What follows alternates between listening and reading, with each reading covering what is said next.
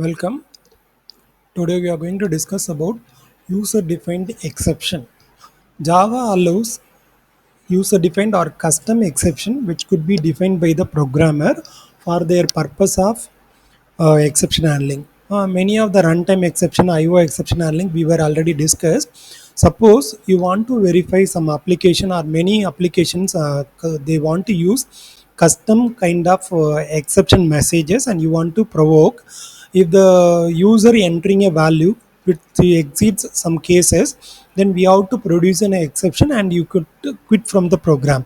So if it is within the limit you want to allow, then we can create user defined or custom exception. So the user defined exception is a subclass of a built-in class called exception. So we are going to define a class age exception, extends exception. In this example I am going to create an exception called age exception. Here you can simply store the age value entered by the user into this exception class, and your program which implement the actual application will verify a condition.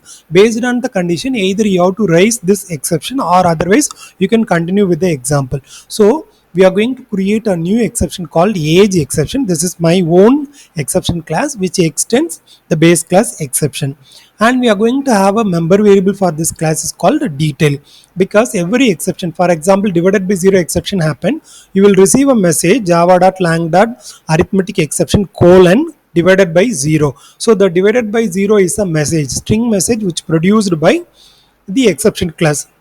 Similarly, our exception class is also going to produce a message, error message. Either you have to denote the class name or a custom message which you want to describe to the user that we have to give. So in that case, I am going to declare variable called detail. This is going to keep the age value. So the constructor for the class will invoke one variable, because whenever you are going to throw that age exception, we are going to send the limitation value or exceeding value, so that to be catched by the variable a and which to be assigned to the member variable detail.